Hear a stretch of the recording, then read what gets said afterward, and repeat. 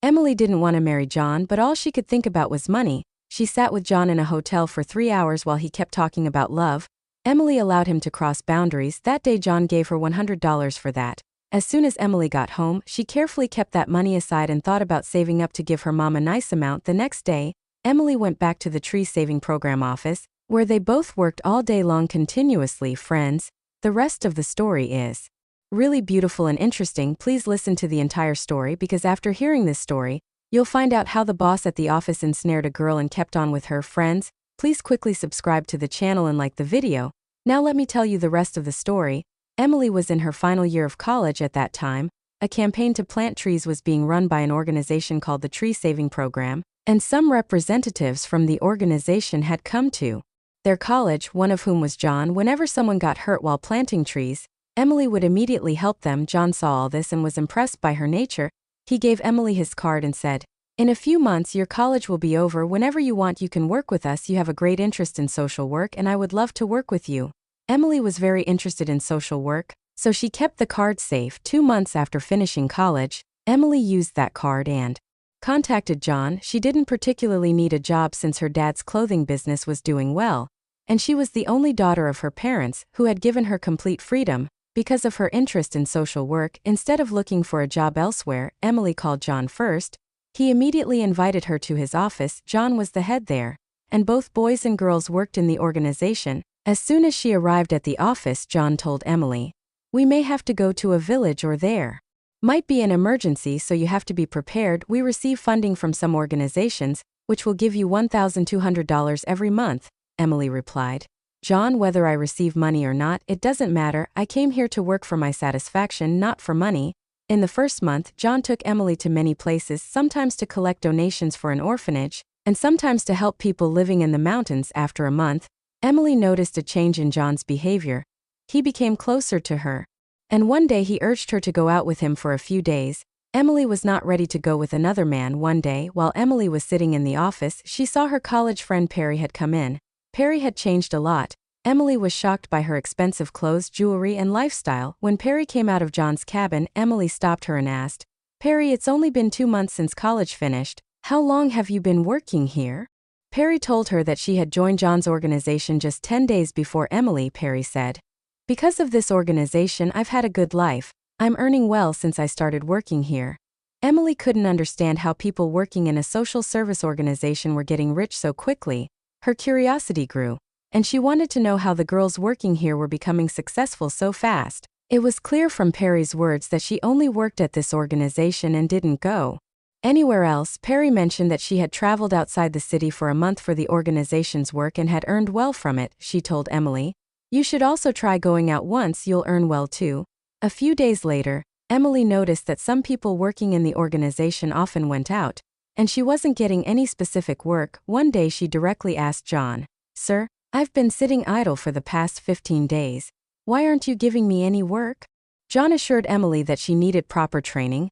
Emily's life reached a point where she had to make a big decision. Emily's main reason for joining social work was to help others.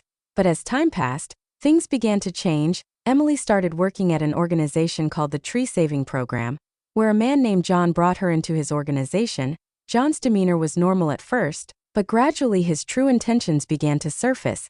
Within the next 15 days, John told Emily, "I will change your life." That same evening he took Emily to a hotel they had been to before. As soon as they arrived, John started making inappropriate comments. He said, "This will be the first phase of your training. If you can impress me, you'll become wealthy. If I'm impressed by you, you'll never lack work and will earn a lot of money."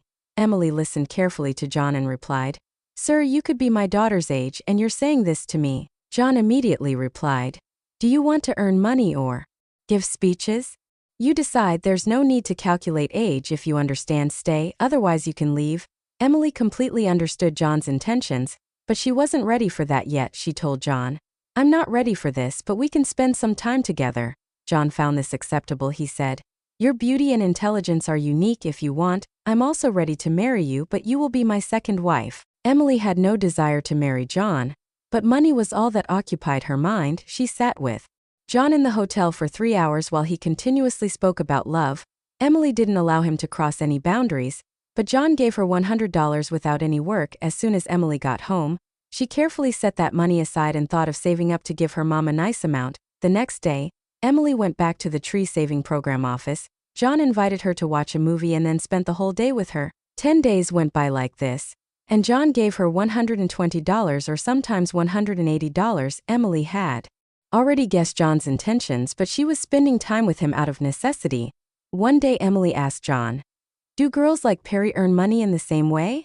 John just smiled and avoided the question. That day John called Emily to the hotel again. As soon as they entered the room, John started to put his hands on her. Emily stopped him and said, "I'm still not ready."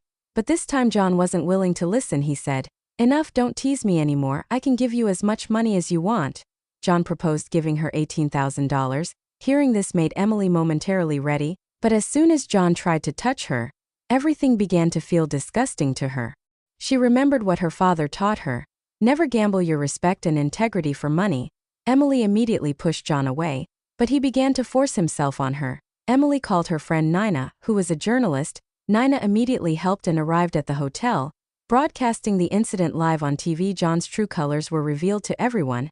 It turned out that under the guise of the tree saving program, John was running an illegal business, involving some girls willingly and others forcefully. Emily showed courage and exposed John's dark deeds. Upon seeing all this on TV, her parents arrived there as well. Her father proudly said, "Today my daughter has made me proud. She has brought the truth of a deceitful man to light." Emily told her dad, "You're happy with my success, but Mom might regret that I'm not a son," her dad replied. "The courage you've shown, maybe even a son couldn't have done. My daughter is like my son," her dad said. "You've proven today that those who walk the right path always succeed." Friends, earning money is important, but we should never resort to wrong and unethical means for it. Before money, we must prioritize our self-respect and integrity. Money earned rightly brings us respect in society and provides inner satisfaction.